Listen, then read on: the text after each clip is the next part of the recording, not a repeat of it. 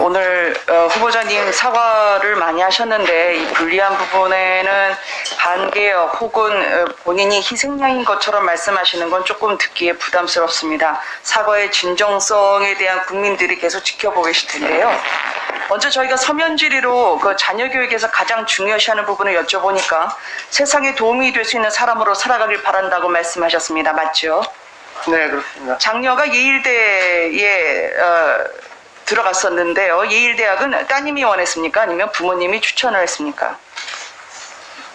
딸이 원해서. 네, 따님이 선택을 하셨다. 예, 어차피 도와주셨겠죠. 뭐 학비도 건네주셨으니까.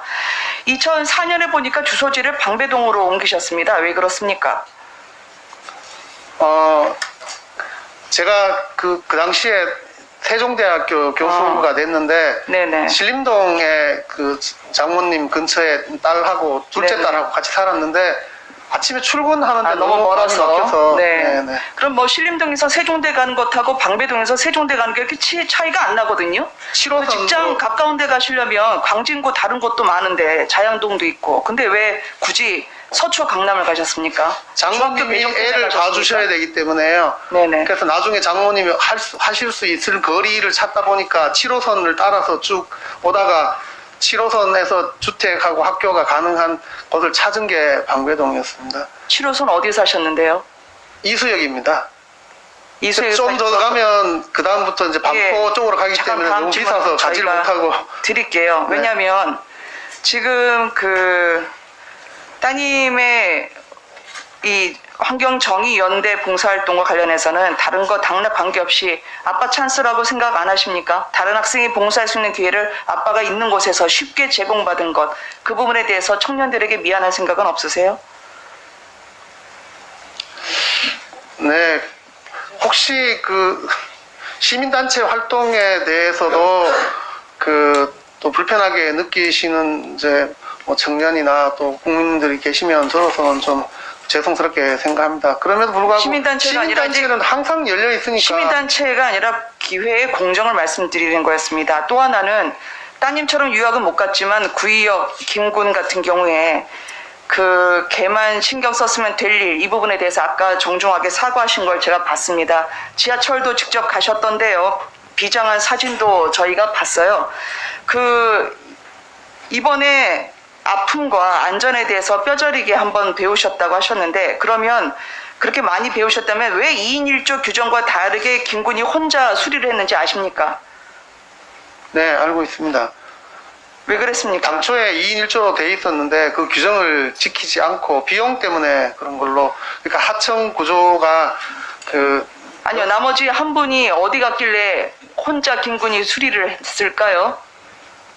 그게 2인 1조로 실제 운영되질 않고 한 명이 다 그 많은 스케줄에 따라서 작업을 했던 걸로 알고 있습니다. 아닙니다. 한 분이 신고 접수를 받았는데 그분이 떠났고 김군은 1시간 안에 현장에 도착하지 않으면 벌칙을 받았기 때문에 이분이 혼자 수리를 하신 겁니다. 그래서 선로 위에 김군을 밀어넣은 건 실수가 아니라 퇴근도 잘 안 시켜주는 고충, 그리고 실직의 두려움 때문인 겁니다. 이런 내용을 파악하지 않으시고 구조 이런 얘기 하시면서 대충 넘어가시라는 게 국민들에게 또 사과 쇼로 비춰지는 겁니다. 그러니까 대통령 앞에 펼쳐진 동탄의 연출 쇼도 그렇게 거짓으로 비춰지고, 걔가 신경 썼으면이 아니라 장관 후보자님께서 신경을 썼으면 기획된 거짓으로 국민들에게 가슴치게 하지 않을 거라고 생각합니다.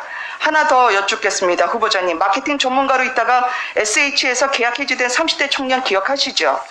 네네, 잘 알고. 무기계약직으로 전환한다는 공고 보고 여기 와서 열심히 일해서 2조 넘게 적자를 줄여줬던 청년들입니다. 그런데 열심히 일한 대가가 결국 계약 해지 해고였는데요. 후보자님, 계약 해지된 이후에 이 청년들 만나신 적이 있습니까? 네, 그 이후에도 계속 통화도 하고 문자도 보내고 또 그전에도 직접 만나신 적이 있습니까? 네네, 당연히 그렇습니다. 몇 차례 만나서 그 직원들하고 얘기를 했고, 나가서 따로 밥도 사주고, 이 제도에 한계가 있으니까 이해해달라고 얘기도 하고. 아니요, 이분들은 2017년 1월에 직접적으로 만난 거 외에는 여러 차례 본인들의 억울한 사정을 호소했지만 이 부분을 직접적으로 들을 기회가 없었습니다. 위증의 죄로 처벌의 대상이 될 수 있는 부분을 분명히 아시고요. 답변에 성실하게 해주시기 바랍니다. 또 하나를 여쭙겠습니다. 결국은 저희가 임대주택의 실상을 보여드리겠습니다만 지금 대통령이 방문했다는 임대주택 포함해서 살고 계신 분들이 전해준 민원을 전해드리도록 하겠습니다. 여기 보면은요. 1층 스위치가 없는데 그냥 2층 스위치로 살라고 하거나 스프링클러가 터졌는데 밑에 배수가 안 돼 있습니다. 그랬더니 그냥 그대로 방치를 해서 헤엄쳐 나와서 나는 불이 나면 그렇게 구조돼야 됩니까? 라고 얘기하시는 분들이 있습니다. 공공임대 하자 실태를 전해드립니다만 이렇게 아직까지도 벽이 갈라지고 누수에 시달리고 있습니다. 저는 질 좋은 평생주택 말만 할 게 아니라 집 없는 서름의 국민들을 위해서 지었다는 주택일수록 집 없는 서름을 감춰줘야 되는데 그걸 더 이 정부가 키우고 있는 두 얼굴을 보고 있다고 생각합니다. 후보자님 그 말씀으로는 계속 이제 사유재산에 대한 제한이 있어야 된다 말씀하십니다. 그런데 사신 거 보면 엘리트 파워였죠. 자녀는 외고에 미국 아이비리그 유학도 갔고요. 그러면 이 사유재산 불로소득을 환수해야 된다는 말씀을 누누이 기고를 통해서 하셨는데 어떻게 환수를 해야 됩니까? 자, 이거 법과 제도로 해야 된다고 하시는데 그러면 1가구 1주택 그 법안에 찬성하십니까? 네.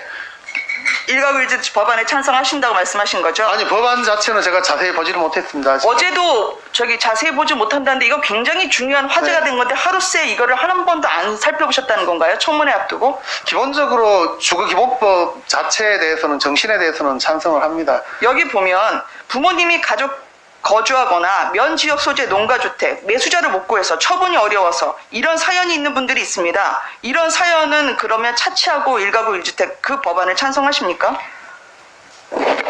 제가 어제 들은 걸로도 1가구 1주택만을 강조한 것이 아니라 그 모든 국민들이 주택을 가질 수 있도록 지원하자는 취지로 법안을 만든 걸로 알고 있습니다.